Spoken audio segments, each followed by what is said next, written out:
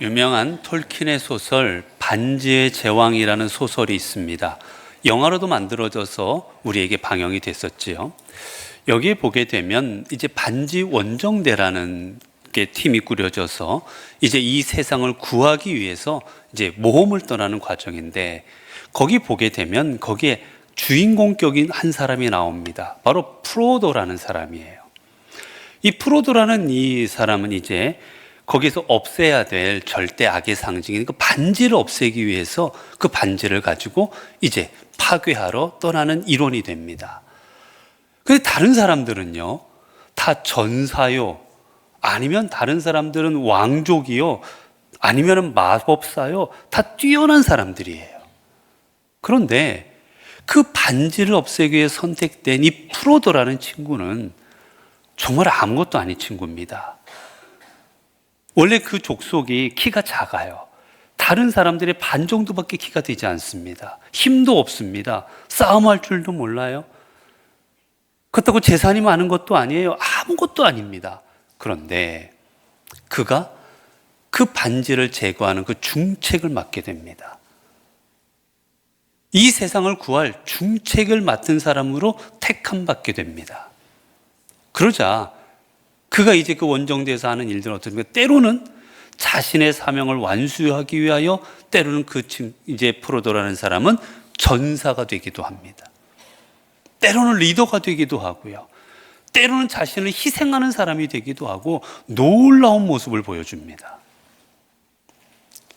정말 아무것도 아닌 존재, 보잘것없는 존재, 있으나 마나했던 존재였던 그 프로도라는 친구가 그처럼 위대한 일을 할 수 있었고 위대한 사람으로 되었던 근본 이유는 다른 게 아니라 바로 택함 받았기 때문이었습니다.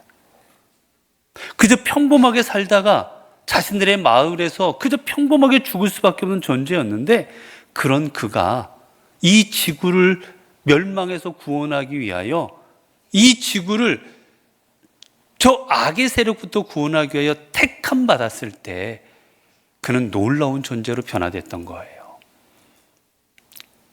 마찬가지입니다. 우리들의 모습도 이와 같습니다. 우리도 세상의 눈으로 보면 보잘것없습니다. 세상의 눈으로 보면 아무것도 아닌 존재입니다. 더 돈 많은 사람도 많고, 더 권력 있는 사람도 많고, 힘 있는 사람도 많고, 수많은 사람들이 있는데 거기에 비하면 우리들은 아무것도 아닌 존재예요. 그러나 하나님께서는 그런 존재인 우리들을 하나님의 자녀로 택하여 주셨습니다. 하나님의 백성으로 택하여 주셨습니다. 그래서 우리들을 심판으로, 멸망으로 나아가지 않고 하나님의 생명의 나라로, 하나님의 나라로, 천국으로 나아가도록 우리들에게 은총을 베풀어 주신 것입니다. 이런 베드로가 원래 그는 고기 잡는 어부에 불과했습니다. 베드로는 별로 배운 것도 없었어요. 베드로는 가진 것도 많지 않은 사람이었습니다. 저 가난한 갈릴리 출신의 못 배운 무식한 어부였습니다. 그런 그가 초대교회의 지도자가 됩니다. 한 번 설교할 때마다 수천 명이 회개하고 돌아옵니다. 여러분, 그 놀라운 일이 어떻게 일어날 수 있었습니까? 이유는 오직 하나, 하나님께서 그를 택하여 불러주셨기 때문이었습니다. 가난한 시골 출신, 많이 배우지도 못했고 좋은 가문의 여자로 태어나지도 못했던 그 마리아. 그런데 그 마리아는 이 땅에 메시아로 보내신 예수 그리스도의 육신의 어머니가 됩니다. 그리고 육신의 어머니가 되어서 그 예수님을 어렸을 때 젖먹여 키우고 30세가 되기까지 육신의 어머니로 예수님을 옆에서 돕고, 그 이후로도 예수님의 사역에 큰 도움을 주었던 게 마리아였습니다. 여러분, 사실 마리아보다 더 뛰어난 여인이 많았습니다. 저 예루살렘에 가면 귀족 가문의 교양 있고 잘 배우고 그런 수많은 여인들이 있었지만 하나님께서는 그 여인들이 아닌 저 시골에 보잘것없는 그 마리아라는 여인을 주님의 어머니가 되게 하십니다. 어떻게 마리아가 그런 은혜를 입을 수 있습니까? 오직 하나, 하나님께서 그 마리아를 택하셨기 때문이었습니다. 여러분, 사도 바울은 하나님의 교회에 절대 쓰임받을 수 없는 사람이었습니다. 왜냐하면 그는 교회를 핍박했던 사람이었어요. 내 성공을 위해서라면 다른 사람이 돌에 맞아 죽어가는 것 상관하지 않았습니다. 스데반이 돌에 맞아 죽어가는 그 과정을 보면서도 양심의 가책 하나 느끼지 않았던 사람이 사도 바울이었어요. 그런데 그가 어떻게 됩니까? 내가 주님을 위해서라면 내 목숨조차 조금 더 귀한 것으로 여기지 아니하노라 말하며 고백하며 주님의 사명을 감당하는 초대교회의 가장 위대한 사도가 됩니다. 어떻게 주님을 핍박하던 그가, 주님의 교회를 핍박하던 그가 교회를 위한 가장 위대한 사도로 변화받을 수가 있었습니까? 이유는 주님이 그를 택하셨기 때문이었습니다. 주님의 제자로 택하셨기 때문이었던 거예요. 여러분, 하나님께서는 언제나 그 시대에 그리고 그 장소에 꼭 하나님의 뜻을 이루기 위해 필요한 사람들을 시대마다 장소마다 택하시고 그리고 그 사람을 통하여 언제나 하나님의 뜻을 이루어 가셨습니다. 출애굽이라는 그 역사적인 사건을 감당하고자 이루시기 위해서 주님은 모세를 선택하십니다. 그리고 그 모세를 통하여 출애굽의 여정을 이루게 하시지요. 하나님께서는 노아라는 사람을 택하셔서 이 땅이 다 멸망해버리고 아무것도 남지 않은 이 세상에 방주를 통하여 이 땅을 구원하게 할 사람으로 바로 노아를 택하십니다. 그리고 블레셋과 수많은 적들로부터 침략을 받아 언제나 어찌할 바를 모르는 그 작은 미약한 국가였던 이 이스라엘을 위대한 왕국으로 건설하고자 하나님께서는 다윗을 택하십니다. 그리고 다윗을 위대한 왕국을 이루어가는 주님의 도구로 사용하십니다. 그렇습니다, 여러분. 하나님께서는 시대마다 하나님의 사람을 택하셨고 그리고 그 택함을 입은 사람이 하나님의 말씀에 응답할 때 그곳에 놀라운 하나님의 역사를 이루어 가셨습니다. 오늘 본문에도 보면 오늘 본문에 주님께서 이 땅의 성도들을 향하여 하시는 말씀입니다. 이 땅의 마지막 날이 다가올 것이다. 그 마지막 날에 너희가 환난을 당할 것이고 말할 수 없는 일들을 당할 것인데 그때 하나님께서는 우리에게 이렇게 해주시겠다라고 말씀하시는 장면에 이렇게 하십니다. 또 그때 그가 천사들을 보내어 자기가 택하신 자들을 땅 끝으로부터 하늘 끝까지 사방에서 모으리라. 하나님께서 내 백성을 이 마지막 날에 내가 다 모을 것이다라고 말씀하시는데 그 모을 대상의 성도들을 뭐라 말씀하셨느냐? 오늘 본문에 이렇게 말씀하십니다. 자기가 택하신 자들을, 하나님께서 택하신 자들을 부르신다라는 거예요. 그렇습니다, 여러분. 오늘 우리 성도들은 하나님이 택하신 자들입니다. 여러분, 이 택하다라는 말은 어떤 뜻이냐면 수많은 물건이나 수많은 게 있어요. 그 중에서 내가 이거야, 바로 이거야라는 마음으로 하나를 콕 집어서 올리는 것, 그게 택하다라는 말입니다. 오늘 이 땅에 수많은 사람들이 있습니다. 우리 울산만 하더라도 100만여 명의 사람들이 있습니다. 그 사람들 중에 하나님께서는 여러분들을 콕 집어서 하나님의 사람으로 선택하여 주신 것입니다. 주님이 택하여 주셨기에 오늘 우리가 이 자리에 있는 거예요. 여러분, 근데 여기서 중요한 게 하나 있습니다. 오늘 본문에도 보면 자기가 택하신 자들을 이라고 말합니다. 즉 우리가 하나님 앞에 택함 받은 그 가장 중심에는 내가 하나님을 택한 게 아니라 하나님께서 나를 선택하셨다라는 거예요. 앞서 말씀드린 것처럼 여러분, 우리는 하나님 앞에 자격이 없습니다. 조건이 없습니다. 하나님 앞에 선택받을 만한 그런 자격이, 우리는 조건이 없는 사람들이에요. 제가 얼마 전에 신문에서 어떤 기사를 보았습니다. 그 기사를 보니까 이 결혼 정보 업체들이 있잖아요. 이 결혼 정보 업체들이 그 남자와 여자가 있으면 서로 이렇게 매칭을 해줍니다. 연결을 해줍니다.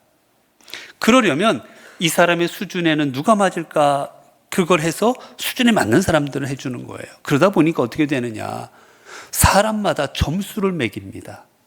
자, 이 사람은 우리나라에 인류대를 나왔는지 그렇지 않았는지에 따라 점수를 매기고, 이 사람은 아버지가 어떤 사람인지, 재벌 회장인지, 공기업에 있는지, 어떤 지위에 있는지에 따라서 점수를 매기고, 이 사람이 지금 연봉을 얼마 받고 있는지, 아니면 이 사람이 판사, 검사, 의사, 변호사 이런 출신인지, 이런 모든 것을 가지고 점수를 매깁니다.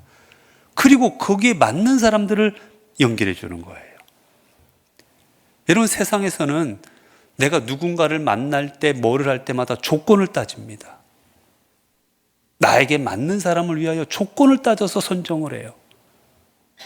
그런데 우리 하나님께서는 우리를 어떻게 택하여 주셨습니까? 조건 없이 택하십니다. 여러분, 사실 우리가 주님을 믿는 이 자리에 있지만, 여러분, 우리보다 더 잘난 사람이 얼마나 많습니까? 여러분, 저보다 돈 많은 사람, 저보다 많이 배운 사람, 저보다 인격적으로 훌륭한 사람, 얼마나 세상에 많은지 몰라요. 그런데 하나님께서는 그런 사람이 아닌, 보잘것없고 아무것도 아닌 저 같은 사람을 하나님의 백성으로, 자녀로 택하여 주신 것입니다. 여러분, 그래서 우리가 택함 받은 건 은혜인 겁니다. 내가 자격이 없는데 자격 없는 나를 택하여 주신 게 우리로서는 은혜로운 거예요. 그렇기 때문에 우리는 하나님 앞에 감사할 수밖에 없는 겁니다. 사도 바울은 계속 고백합니다. 에베소 1장 4절을 보면, 곧 창세 전에 그리스도 안에서 우리를 택하사. 하나님은 창세 전부터 우리를 택하셨다라는 겁니다. 그러면 주님께서는 왜 이 땅에 있는 우리들, 왜 우리를 택하셨을까? 내버려 두셔도 되는데 왜 우리들을, 그 많은 사람들 중에서 우리를 택하셨을까? 첫 번째는 앞서 말씀드린 것처럼 그건 온전히 주님의 사랑 때문입니다. 우리를 택하지 않으셔도 아무 주님께는 해가 될 일이 없습니다. 우리를 택하지 않으셔도 주님 아무런 잘못 없습니다. 상관이 없는 일이에요. 그런데 주님께서는 미약하고 부족하고 때로는 주님을 배신하기도 하고 떠나고 아까운 데 살아가고 있는 우리들을 택하십니다. 이유는 다른 게 아니라 바로 우리들을 사랑하시기 때문인 겁니다. 여러분, 부모는 자녀가 예뻐서 뭘 해주는 게 아닙니다. 자녀가 내 자녀이기에 해주는 거예요. 사랑하게 해주는 겁니다. 하나님께서 우리를 택하시는 거에도 다른 게 없어요. 왜 나를 선택하셨습니까? 주님, 많고 많은 사람들 왜 접니까? 다른 거, 그저 하나님이 나를 사랑하시기 때문이었습니다. 이걸 다른 말로, 그래서 우리는 이걸 은혜라고 합니다. 나에게 사랑을 베풀어 주신 게 은혜로운 거예요. 감사한 겁니다. 그리고 두 번째, 왜 주님이 우리를 선택하셨을까?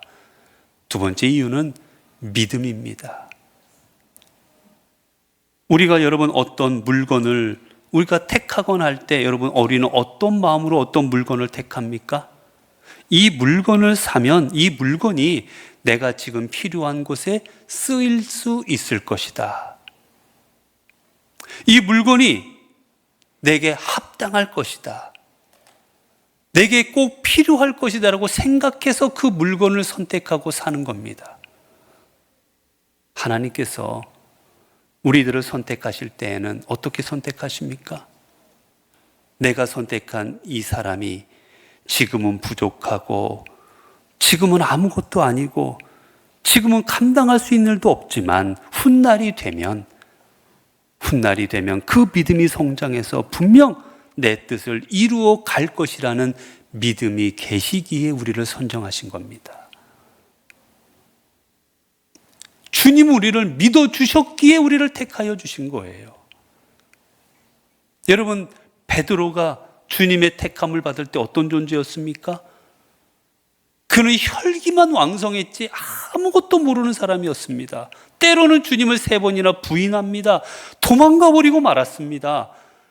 주님의 뜻을 모르고 언제나 주님은 십자가 얘기를 하는데 베드로와 제자들은 우리는 어떻게 하면 높아질 수 있을까? 우리는 어떻게 하면 영광받을 수 있을까? 주님의 마음을 전혀 모른 채 살아가던 사람입니다.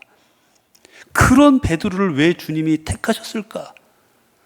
믿음입니다. 지금은 베드로가 이처럼 아무것도 모르고 내 마음을 아프게 하고 나를 떠나고 외면할지라도 이 베드로가 분명 나를 위해 자신의 목숨을 내어 놓을 만한 그런 사람으로 성장해서 이 초대교회 지도자가 될 것이라는 믿음이 계셨기에 주님은 베드로를 택하신 겁니다.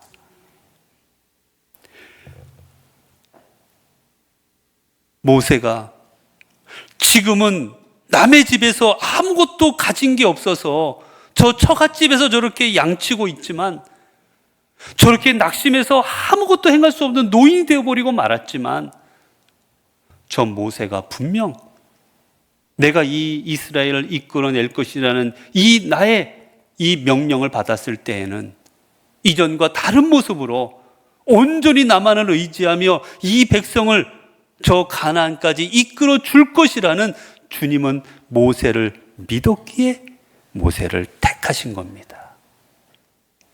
오늘 여러분도 마찬가지입니다.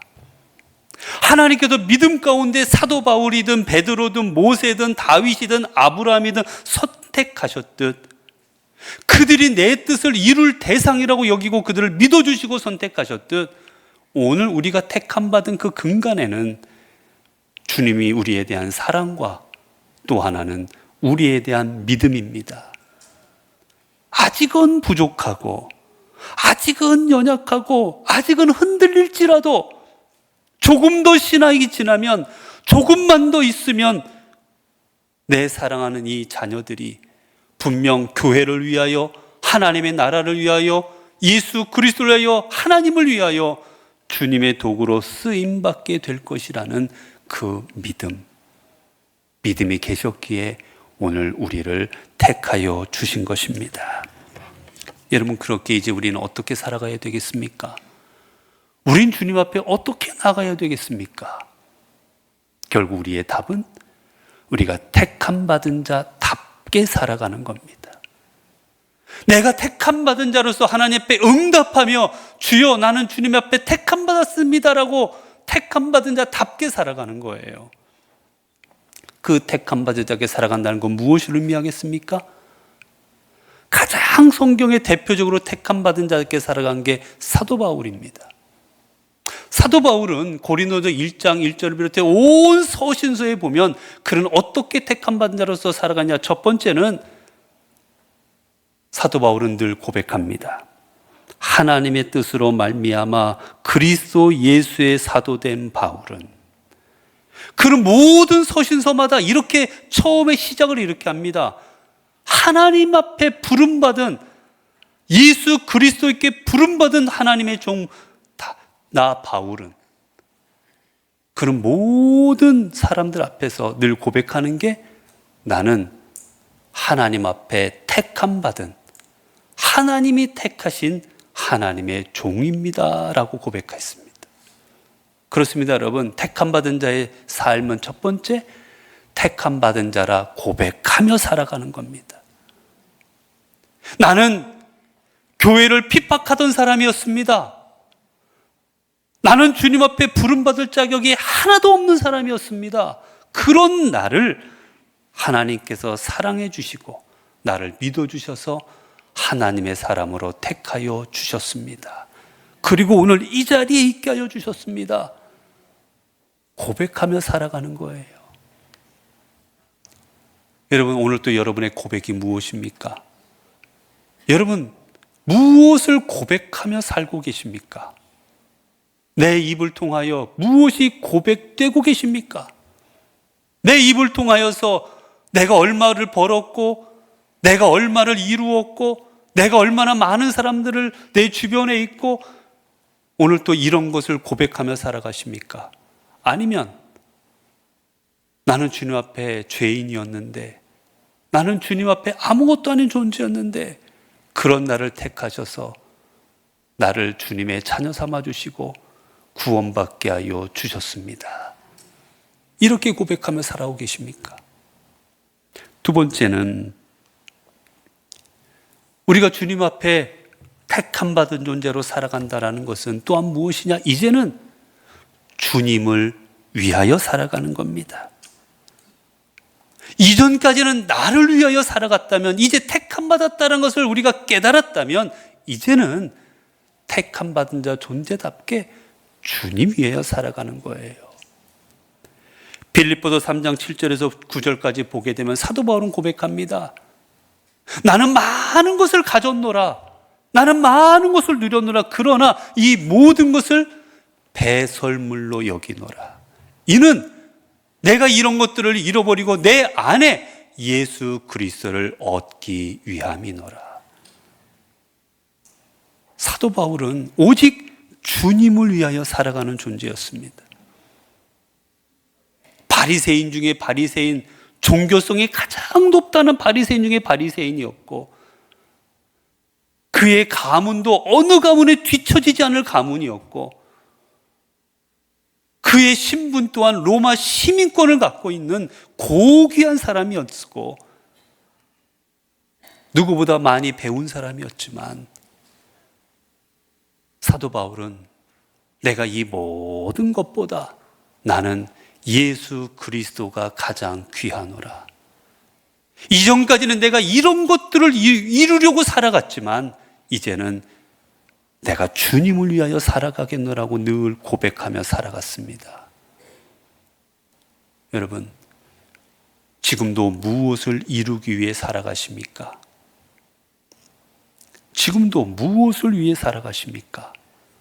내 자신을 위해 살아가십니까? 여러분, 우리가 내 자신을 위해 살아갈 때에는 마지막 날 분명 우리는 고백할 게 하나밖에 없습니다. 내가 왜 이렇게 살았을까? 솔로몬처럼 헛되고 헛되며 헛되고 헛되니 모든 것이 헛되도다. 이 고백밖에 우리는 할 게 없습니다. 그러나 우리가 주님을 위하여 살아갈 때 주님은 우리를 통해 역사하셔서 모세와 같이, 다윗과 같이, 바울과 같이, 베드로와 같이 우리를 하나님의 도구로 사용하셔서 우리의 인생이 헛된 인생이 되지 않도록 이끌어 주실 것입니다. 여러분, 그래서 또 하나님의 합당하게 부름받은 자로서 합당하게 사는 건 무엇이냐? 하나님의 영광을 위해 살아간다라는 거예요. 내가 하는 모든 일들이 결국은 하나님을 위한 것이면 하나님의 영광이 되어야 되는 겁니다. 우리가 직장을 갖고 있습니다. 여러분, 직장 생활 하나님을 위하여 한다는 게 무엇입니까? 직장에서 번 것도 다 하나님 앞에 바치고 아무것도 하지 말고, 여러분, 그게 하나님을 위한 걸까요? 아니에요.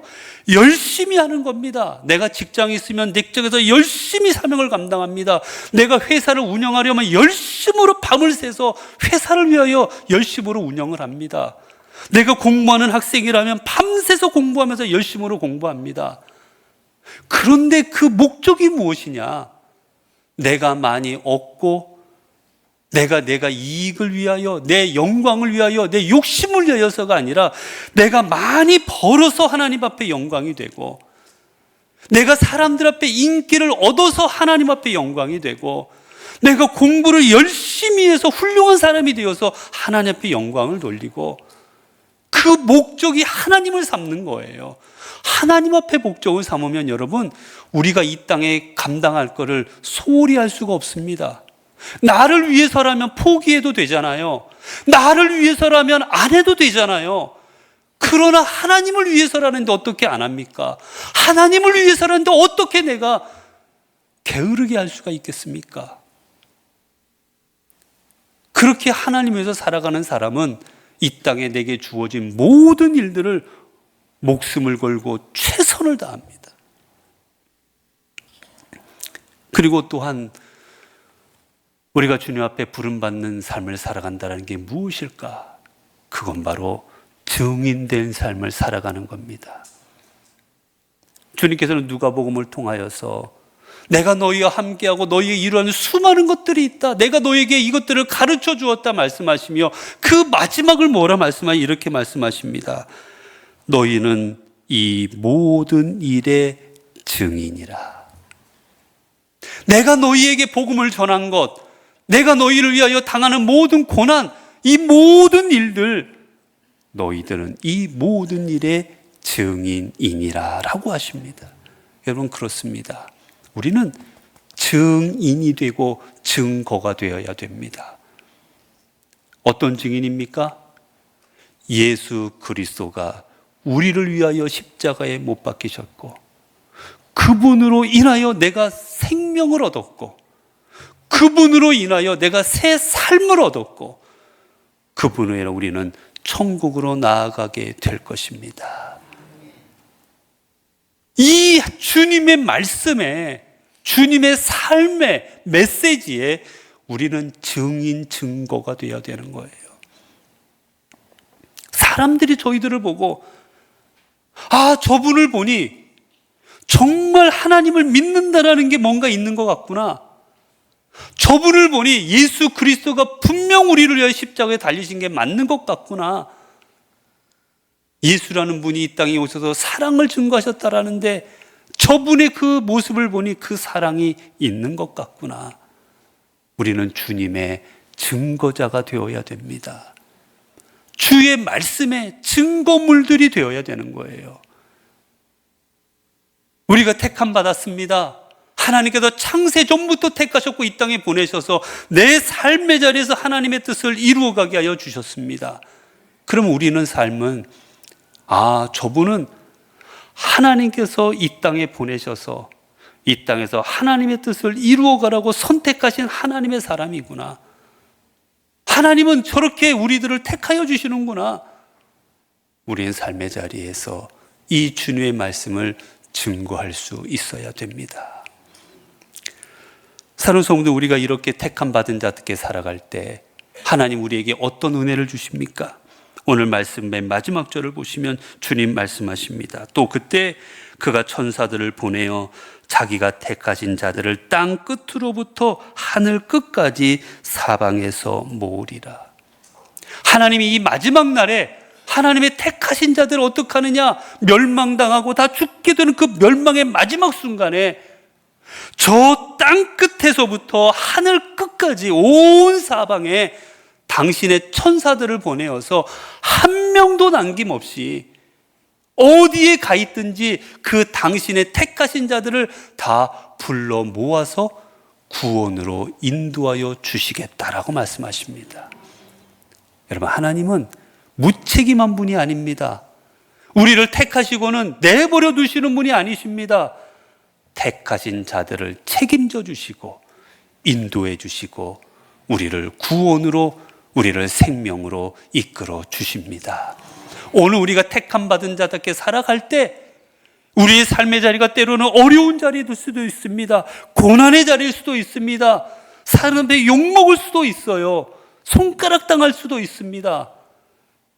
그러나 우리가 그 자리에서 끝까지 내가 택함 받은 자답게 살아가게 된다면 하나님께서는 분명 하나님의 때에 우리들에게 천사들을 보내어서 우리들을 구원의 길로, 생명의 길로, 우리들을 하나님의 은혜의 길로 우리들을 이끌어 주실 것입니다.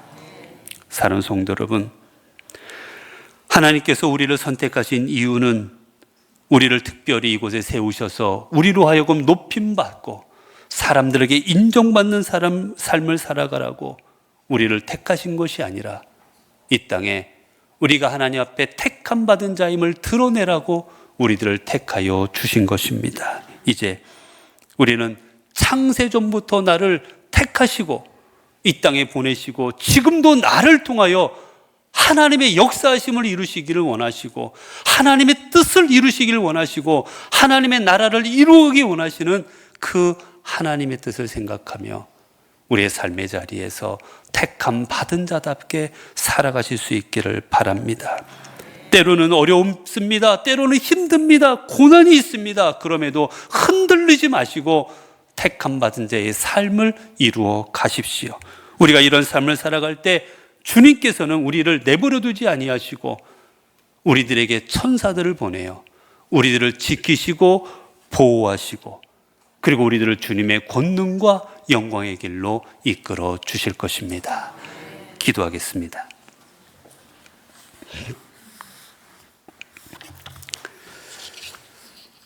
은혜로우신 아버지 하나님, 갈릴리 어부처럼 저 나사렛 시골 여인처럼 보잘것없었고 아무것도 아닌 존재였던 저희들을 주님의 제자 사도 베드로로 예수님의 어머니 마리아로 택하여 주신 은총 베풀어 주신 것 감사합니다. 주님의 은혜가 아니었으면 저희들이 결코 이 땅의 삶을 온전히 살아갈 수 없었는데 하나님의 일방적인 은혜로 이렇게 값진 삶을 살아가고 있습니다. 그럼에도 불구하고 때로는 우리의 삶의 자리가 택함 받은 자답게 살아가지 못한 자리가 많았습니다. 이제 그 주님의 택하심 우리가 기억하고 택함에 응답하는 삶으로 살아가게 하옵소서. 그래서 훗날 주님 앞에 나아가게 되었을 때 주님 앞에 부끄러운 모습, 후회하는 모습이 아니라 주님, 제가 지금까지 이렇게 살았습니다. 주님의 말씀을 이루고자 살아왔습니다. 저를 택하신 자리에서 주님 뜻 이루었습니다. 고백하는 그 은혜의 자리가 되게 하옵소서. 그래 마지막 날 천사들을 통하여 우리를 부르실 때 우리가 천사들과 함께 영광의 자리, 은혜의 자리, 역사의 자리에 동참하는 모든 성도들 되게 하옵소서. 우리 주 예수 그리스도 이름으로 기도드리옵나이다. 아멘.